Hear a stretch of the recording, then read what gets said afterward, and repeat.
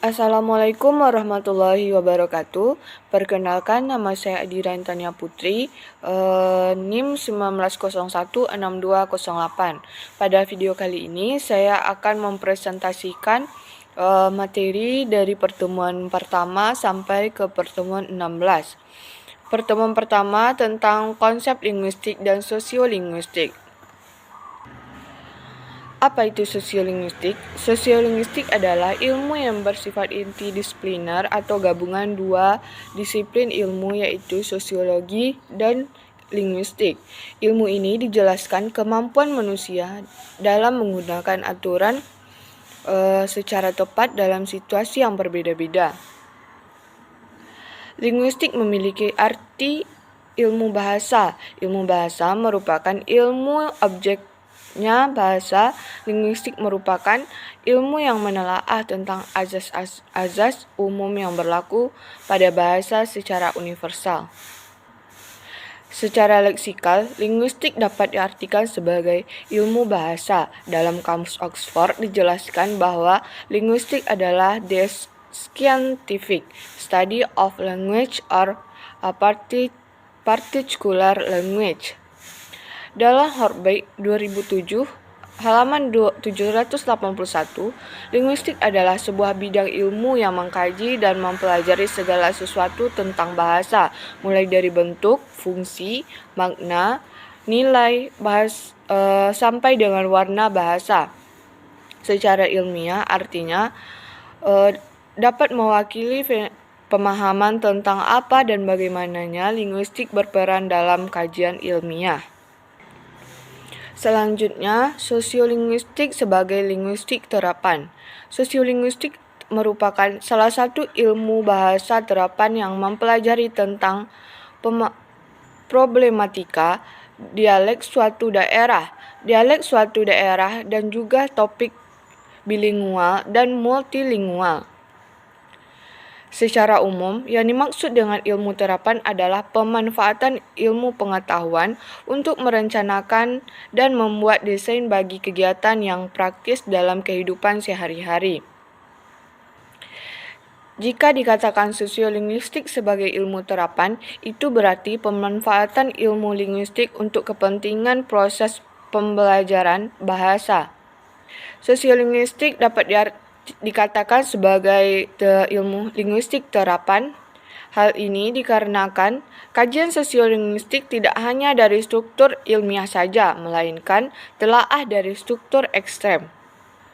Selanjutnya kita masuk ke pertemuan kedua tentang hubungan antara bahasa dan masyarakat. Bahasa dalam kajian linguistik dan sosiolinguistik.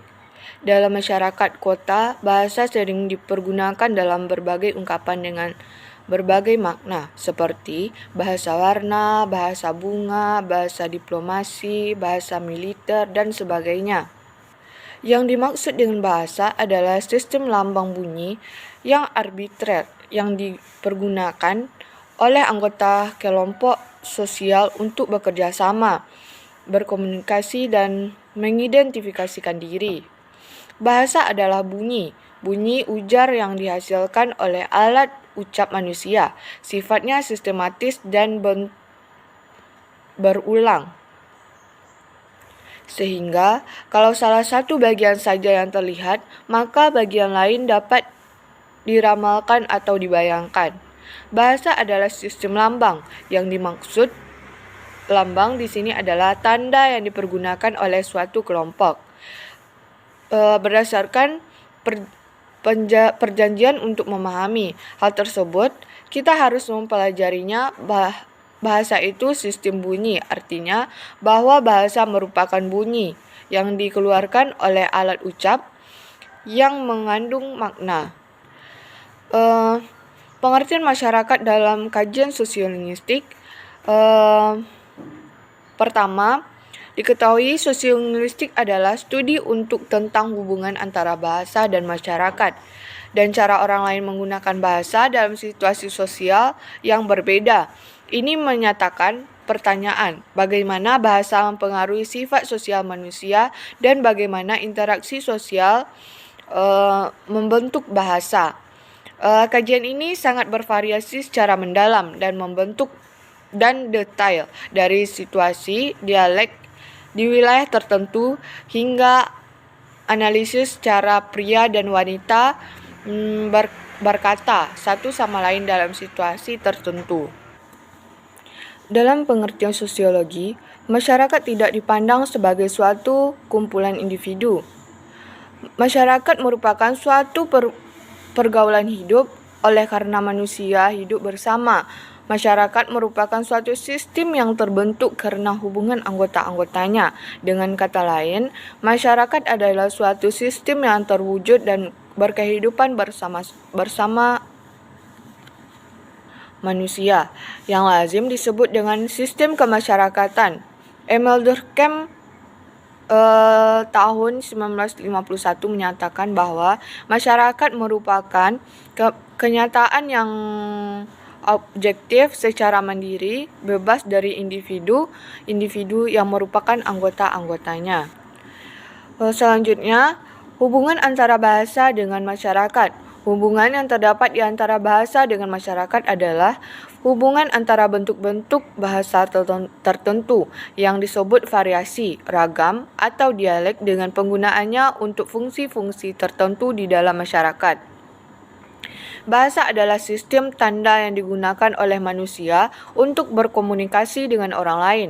Masyarakat, pemakai bahasa secara sadar atau tak sadar menggunakan bahasa yang hidup dan dipergunakan dalam masyarakat. Sebaliknya, bahasa juga dapat mengikat anggota masyarakat. Pemakai bahasa yang bersangkutan menjadi satu masyarakat yang kuat, bersatu dan maju. Bahasa tidak dapat dipisahkan dengan masyarakat pemakainya. Keberadaan yang satu menunjang kebudayaan yang lain. Seperti yang kita ketahui, bahwa bahasa adalah pusat interaksi sosial di setiap masyarakat. Terlepas dari lokasi dan periode waktunya, bahasa dan interaksi sosial memiliki hubungan timbal balik. Bahasa membentuk interaksi sosial dan interaksi sosial membentuk bahasa. Hubungan antara bahasa dan masyarakat sangat erat. Bahasa menjalankan berbagai fungsi dalam masyarakat dan masyarakat melakukan hal yang sama. Bahasa adalah alat utama untuk tujuan berkomunikasi. Sosiolinguistik dan sosiologi bahasa adalah dua bidang ilmu yang berkaitan tetapi mempunyai bidang kajian yang hampir sama dan banyak perbedaannya adalah dari segi fenomena. Sosiolinguistik lebih menekankan kepada bidang kajian tentang bahasa yang berkaitan dengan masyarakat, sedangkan sosiologi bahasa lebih menekan kepada bidang kajian tentang masyarakat yang berkaitan dengan bahasa. Oleh karena itu, menurut Hudson dan dalam kaitannya sosiolinguistik tahun 1903 telah mentranskripsikan sosiolinguistik sebagai kajian tentang bahasa dalam kaitannya dengan masyarakat. Sedangkan sosiologi bahasa didefinisikan sebagai kajian tentang masyarakat dalam kaitannya dengan bahasa. Antara bidang-bidang yang dikaji dalam sosiolinguistik dan sosiologi bahasa ialah varian-varianti bahasa, bahasa kebudayaan, dan pemikiran. Bahasa sebagai interaksi sosial, kajian kuantitatif terhadap bahasa, ketidaksamaan bahasa dan masyarakat, perubahan bahasa dan masyarakat, bilingualisme dalam multilingualisme, dasar bahasa, dan lain-lain. Sosiolinguistik adalah cabang linguistik yang berhubungan faktor bahasa dengan faktor sosial, sedangkan sosiologi bahasa merupakan cabang sosiologi yang berhubungan dengan faktor linguistik. Kemudian, sosiolinguistik memandang bahasa tidak hanya sebagai alat komunikasi atau alat untuk menyampaikan pikiran. Pandangannya sosiolinguistik terhadap bahasa dapat dilihat dari fungsi-fungsi bahasa, melalui sudut pandang penutur, pendengar, tapir, kode, topik, kode, dan amanat pembicaraan. Secara umum, sosiolinguistik membahas hubungan bahasa dengan penutur bahasa sebagai anggota masyarakat. Hal ini menyatakan fungsi bahasa secara umum, yaitu sebagai alat komunikasi. Selain itu, terdapat dua pandangan berkaitan dengan istilah sosiolinguistik dan sosiologi bahasa, yaitu yang pertama, kelompok yang berpandangannya bahwa kedua istilah itu identik dan dapat saling menggantikan. Kelompok kedua yang berpandangan bahwa kedua istilah antara sosiolinguistik dengan sosiologi bahasa terdapat perbedaan. Selanjutnya, saya akan menjelaskan pertemuan ketiga tentang kontak bahasa dan diglosia. Pengertian kontak bahasa. Kontak bahasa menurut para ahli, Mackey dalam Suito tahun 1983 halaman 39 memberikan pengertian sebagai pengaruh bahasa yang satu kepada bahasa yang lain, baik bahasa langsung maupun tidak langsung, sehingga menimbulkan perubahan bahasa yang dimiliki oleh kebahasawan. Kontak bahasa adalah saling berpengaruh antara dua atau lebih bahasa tersebut sering berinteraksi. Kontak bahasa muncul pada beragam fenomena, termasuk konvergensi bahasa, perubahan bahasa, peminjaman, dan releksifikasi. Menurut Thomas 2001 halaman 1 berpendapat bahwa kontak bahasa adalah peristiwa penggunaan lebih dari satu bahasa dalam tempat dan waktu yang sama. Penggunaan bahasa ini tidak menuntut penutur untuk berbicara dengan lancar sebagai dwibahasawan atau multibahasawan. Namun, terjadinya komunikasi antara penutur dua bahasa yang berbeda pun sudah dikategorikan sebagai peristiwa kontak bahasa. Selanjutnya, kontak bahasa dan kontak kebudayaan. Menurut Kwenjoningrat tahun 1992 bahwa bahasa bagian dari kebudayaan. Hubungan antara bahasa dan kebudayaan merupakan hubungan subordinatif. Suatu bahasa berada di bawah lingkup kebudayaan. Di samping itu, ada juga berpendapat lain yang menyatakan bahwa bahasa dan kebudayaan mempunyai hubungan koordinatif, yaitu hubungan yang sederajat yang kedudukannya yang sama tingginya. Menurut Masinambo dalam Krista 2012 tahun 2012 halaman 1 menyebutkan bahwa bahasa dan kebudayaan mempunyai dua sistem yang melekat pada manusia. Kebudayaan adalah satu sistem yang mengatur interaksi manusia di dalam masyarakat, maka kebahasaan adalah sistem yang berfungsi sebagai sarana.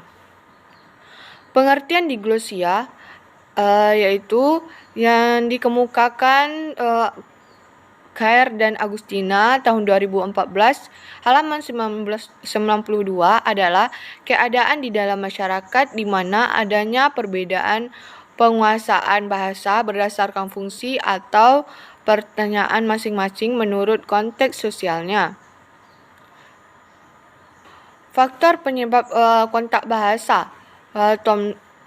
Thomason tahun 2001 halaman 17 sampai 21 menjelaskan bahwa faktor-faktor yang menyebabkan terjadinya kontak bahasa dapat dikelompokkan menjadi 5. Yang pertama yaitu adanya dua kelompok yang berpindah ke daerah yang tak berpengaruh, kemudian mereka bertemu di sana.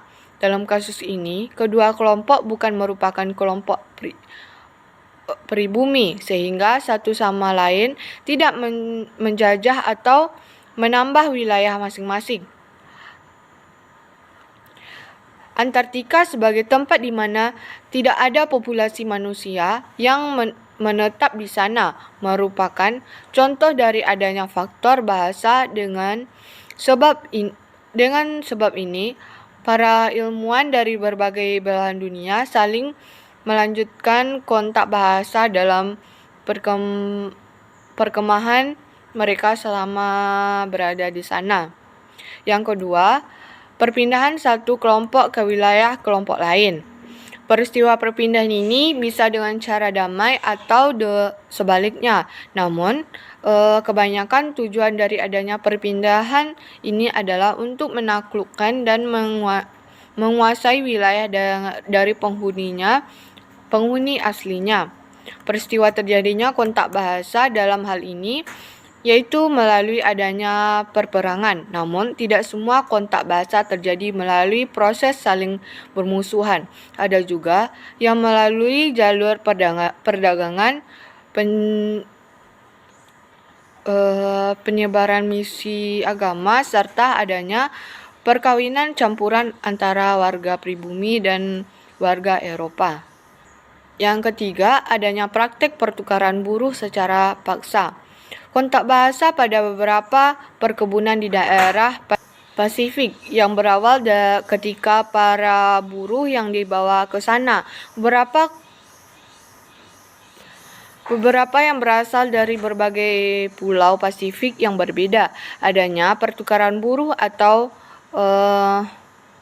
budak ini mendorong sosiolinguistik untuk membuat perbedaan antara yang secara sukarela atau yang dipaksa untuk berpindah.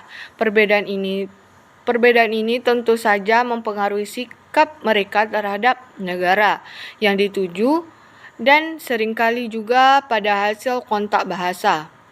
Yang keempat, adanya hubungan bahasa yang dekat antara sesama terhadap tetangga lama.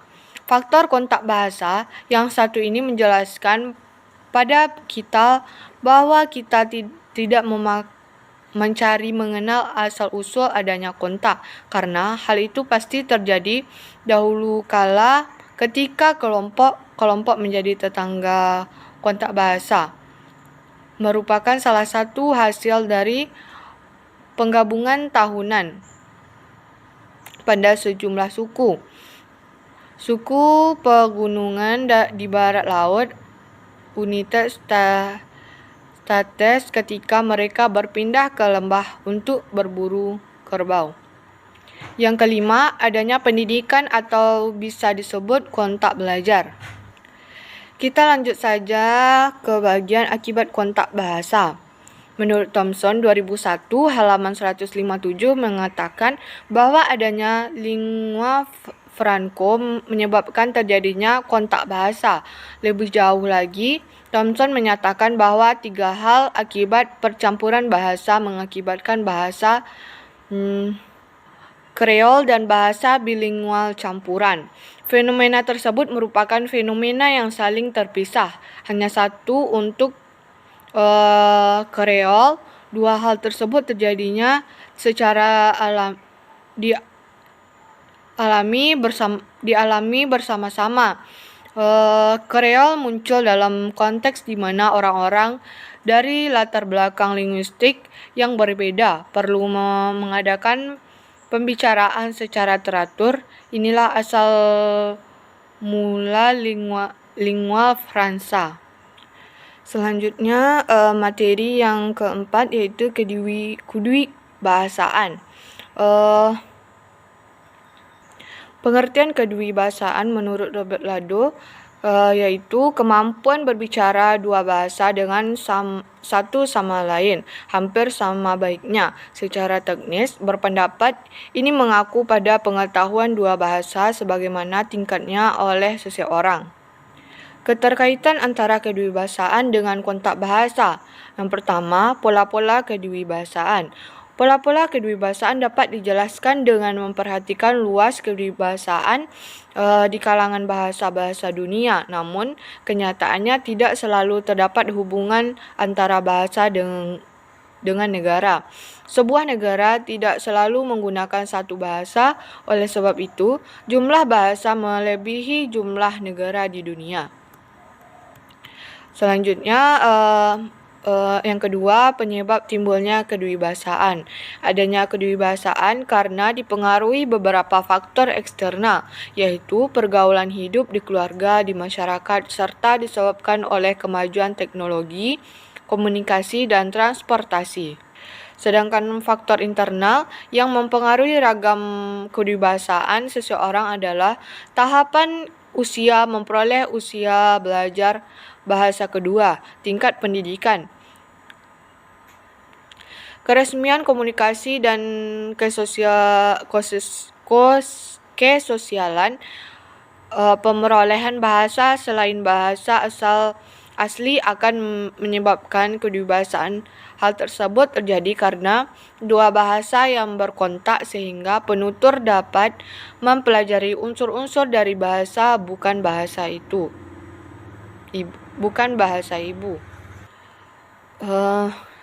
Yang ketiga, jenis negara berdasarkan pemakaian bahasa. Yang pertama, negara eksabahasa. Negara ekabahasa adalah negara yang hanya memahami dan menggunakan satu bahasa saja, bersifat molingual.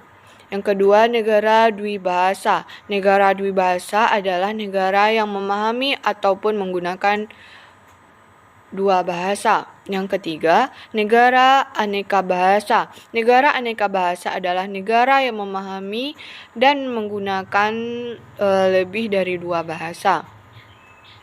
Yang keempat, tingkat kedewibasaan. Yang pertama, tipologi horizontal dan vertikal. Tipologi horizontal merupakan situasi pemakaian dua bahasa yang berbeda tetapi masing-masing bahasa memiliki status yang sejajar, baik dalam situasi resmi, kebudayaan maupun dalam kehidupan keluarga dari kelompok pemakainya. Sedangkan tipologi vertikal merupakan pemakaian dua bahasa, apalagi bahasa baku dan dialek, baik dengan berhubungan ataupun terpisah yang dimiliki oleh seseorang penutur. Yang kedua, tipologi ketersebaran. Menurut Khair dan Agustina tahun 2004 halaman 170, ada beberapa jenis pembagian kedewibasaan berdasarkan tipologi kedewibasaan, yaitu kedewibasaan majemuk, kedewibasaan koordinatif, kedewibasaan subordinatif. Selanjutnya, saya akan menjelaskan tentang interferensi dan integritas bahasa. Pengertian interferensi menurut Al-Wasilah tahun 1985 halaman 131 mentegaskan pengertian interferensi berdasarkan rumusan Hussman dan Stong bahwa interferensi merupakan kekeliruan yang disebabkan oleh adanya kecenderungan membiasakan pengucapan atau ujaran suatu bahasa terhadap bahasa lain, mencangkup pengucapan satuan bunyi, tata bahasa, dan kosakata.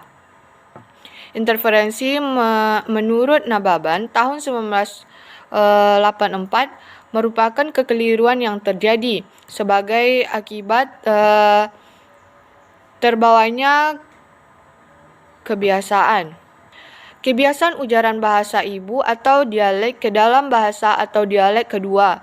Berada dengan itu, Khair dan Agustina tahun 1995 halaman 165 mengemukakan bahwa interferensi adalah peristiwa penyimpangan norma dari salah satu bahasa atau lebih. Sementara itu, Jenderal tahun 91 halaman 109 mengemukakan bahwa interferensi meliputi berbagai aspek kebahasaan, bisa menyerap dalam bidang tata bunyi, tata bentukan, tata morfologi, tata kalimat atau sintaksis, kata kosakata, dan tata makna. Selanjutnya, tataran interferensi. Interferensi dapat terjadi pada semua komponen kebahasaan, yaitu bidang tata bunyi, tata bentuk, tata kalimat, leksikal dan semantik. Lebih lanjut, menurut Mackay dalam Fishman tahun 1972, halaman 572, membicarakan tingkat-tingkat interferensi sebagai kultural, semantik, leksikal, gramatikal, dan pologikal dan fonologikal.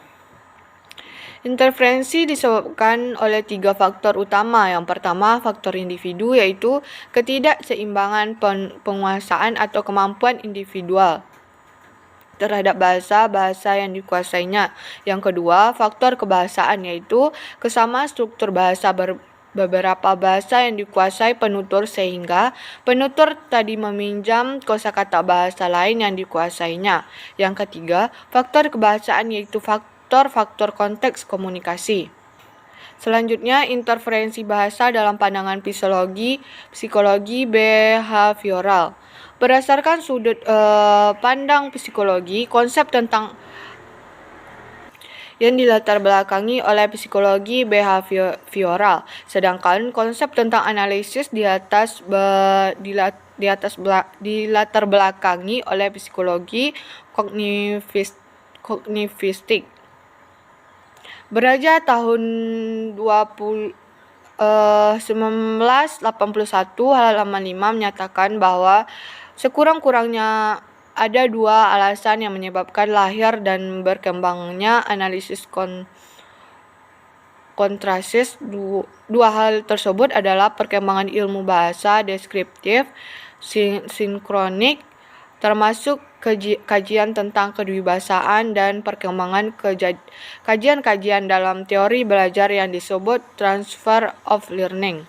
Selanjutnya, integrasi bahasa. Integrasi bahasa adalah unsur-unsur bahasa lain yang digunakan dalam bahasa tertentu dan dianggap sudah menjadi bagian dari bahasa tersebut, serta tidak dianggap sebagai unsur pinjaman atau pungutan.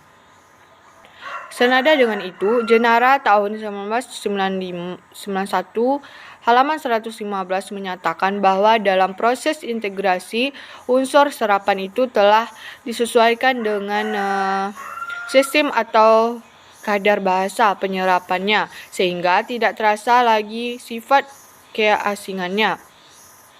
Bailey mendefinisikan integrasi sebagai suatu proses membawa elemen struktural dari bahasa lama ke bahasa baru, sama seperti pengertian dari interferensi tahun 2013 halaman 328. Selanjutnya, saya akan menjelaskan tentang variasi bahasa. Menurut Khair tahun 2010 halaman 62, variasi bahasa adalah keragaman bahasa yang disebabkan oleh adanya kegiatan interaksi sosial yang dilakukan oleh masyarakat atau kelompok yang sangat beragam, dan dikarenakan oleh penuturnya yang tidak homogen. Prinsip dasar dari variasi bahasa ini adalah penutur tidak selalu berbicara dalam cara yang sama untuk semua peristiwa atau kejadiannya.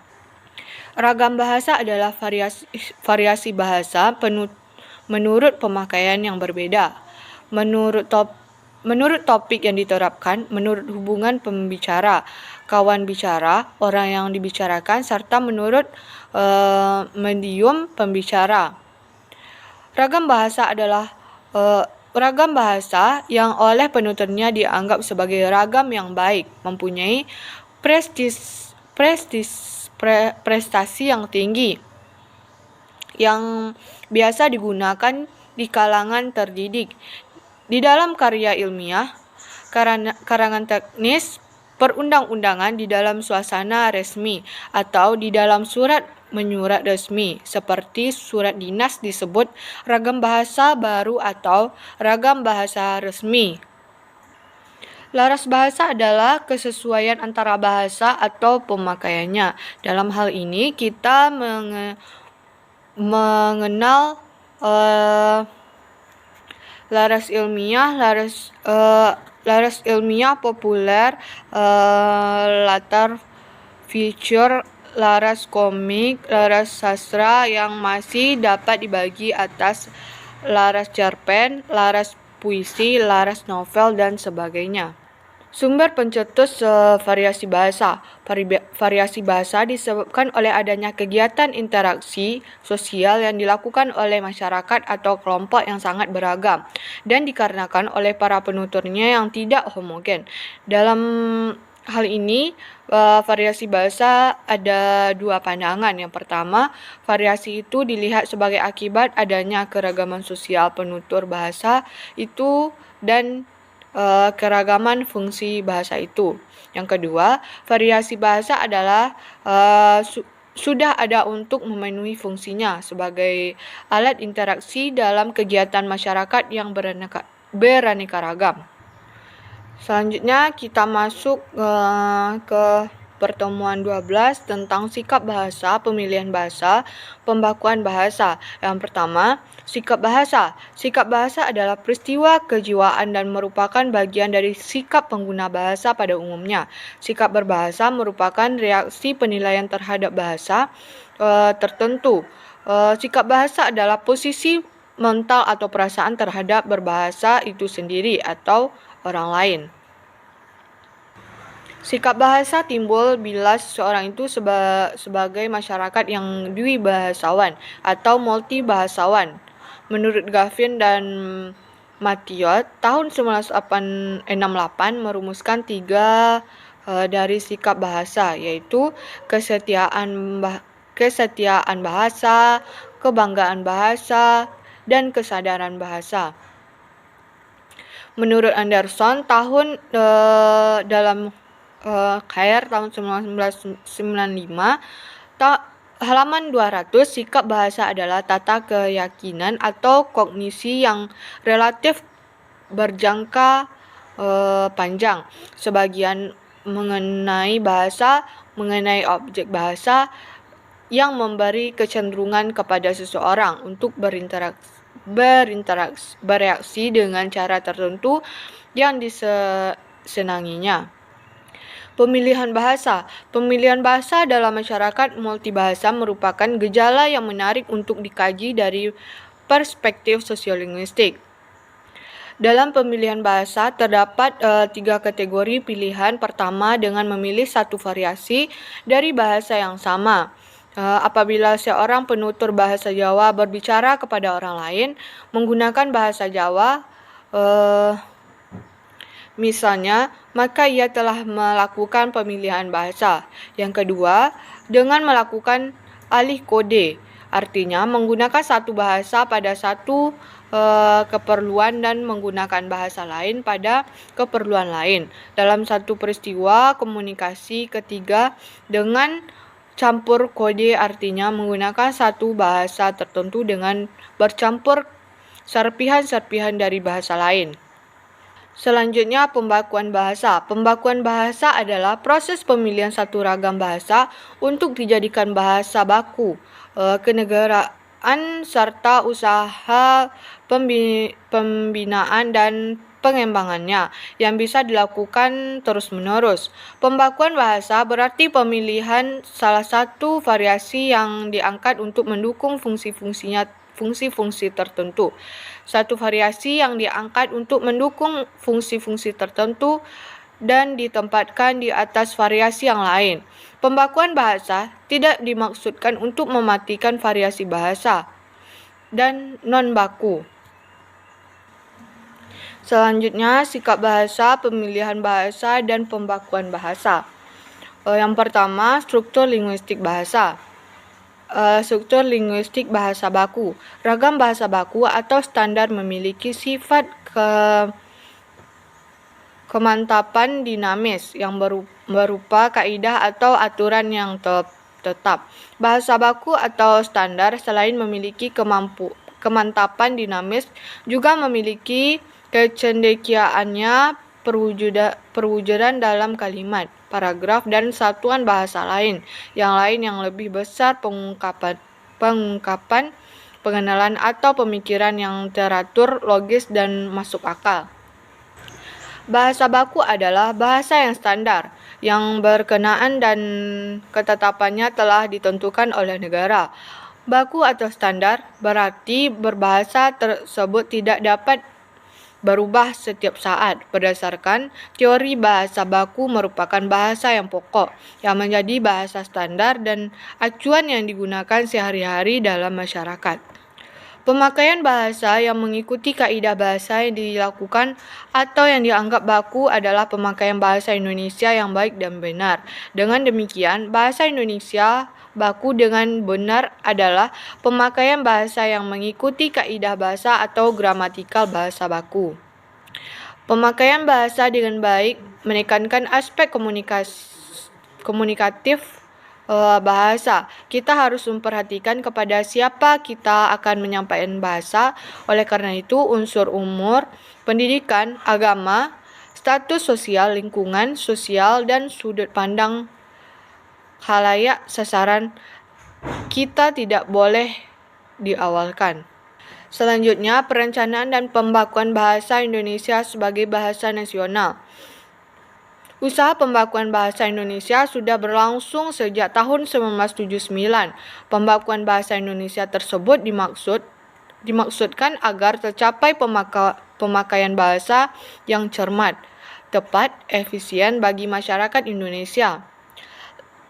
Langkah yang dilakukan pemerintah dalam menetapkan Indonesia, langkah yang digunakan dalam penetapan kaidah berupa aturan yang tepat di bidang ejaan, kosakata, tata bahasa, dan peristilahan. Bahasa baku atau bahasa standar sebagai salah satu ragam bahasa Indonesia berbeda dengan ragam-ragam lain, ragam santai, akrab, dan lainnya yang tidak menggunakan akidah berbahasa Indonesia dengan baik. Oleh karena itu, untuk menghindari kesalahan dalam pemakaian bahasa, perlu ditetapkan kaidah standar sebagai pegangan bagi pemakai bahasa. Adapun langkah yang ditempuh dalam usaha pembakuan bahasa Indonesia adalah dengan kodifikasi, elaborasi, dan implementasi. Selanjutnya, pendayagunaan sosiolinguistik dalam pembelajaran bahasa Indonesia. Pendayagunaan sosiolinguistik dalam metode pengajaran bahasa yang beraliran behavioral. Perkembangan metode pengajaran bahasa lazim dikenal sebagai pembelajaran bahasa atau language learning, berkaitan erat dengan perkembangan psikologi, terutama psikologi belajar. Oleh sebab itu, jika dalam linguistik dikenal adanya 3 aliran yaitu aliran tradisional, struktural, dan transformasional. Dalam psikologi pun terdapat 3 aliran yaitu tradisional, behavioral, dan kognitif atau metalistik. Salah satu metode pengajaran bahasa yang dilatar belakangi oleh psikologi behavioral adalah metode audiolingual. Sejarah metode audiolingual. Audiolingual merupakan sebuah metode yang berkembang selama Perang Dunia Kedua berlangsung. Hal ini untuk mengantisipasi bagi para tentara Amerika yang bertugas selama perang berlangsung. Mereka harus menguasai bahasa asing tempat mereka bertugas. Pada awalnya, mereka ini dikenal dengan Army Method yang berkembang sebagai metode grammar translation dalam pengajaran bahasa asing yang yang lebih inovatif karena dapat meningkatkan kompetensi komunikatif yang efektif. Metode audiolingual berlandaskan pada teori pembelajaran bahasa yang dikembangkan oleh Skinner yang terkenal dengan teori behavioristik. Kaum behavioristik percaya bahwa bahasa pada hakikatnya dipelajari melalui pembiasaan dan pembentukan bahasa. Proses pembelajaran bahasa mementingkan adanya stimulus dan respon dari pembelajar bahasa. Oleh karena itu, belajar bahasa dapat dilakukan melalui pengulangan secara intensif agar tercapai kompetensi bahasa secara maksimal. Selanjutnya yang kedua, tujuan media audiolingual. Prinsip sebuah metode dibangun untuk mencapai tujuan pembelajaran yang ditetapkan. Tujuan utama dalam metode audiolingual adalah yang pertama, siswa dapat memahami bahasa asing yang dipelajari dengan baik. Yang kedua, siswa dapat mengucapkan dengan lafal dan intonasi sesuai tata bahasa yang ada dalam bahasa asing tersebut. Yang ketiga, siswa tidak mengalami kesulitan dalam memahami materi dalam bentuk buku cetak. Yang keempat, siswa dapat menulis sesuai standar tata bahasa yang dipelajari. Selanjutnya, nuansa sosiolinguistik dalam penerapan metode audiolingual. Penganjur metode audiolingual meyakini bahwa salah satu permasalahan yang menghambat pembelajaran bahasa target adalah penguasaan siswa atau pembelajaran terhadap bahasa pertama atau bahasa ibu. Untuk itu, perlu dikembangkan teknik-teknik tertentu untuk meminimalkan atau jika mungkin menghilangkan pengaruh penguasaan siswa terhadap bahasa pertama.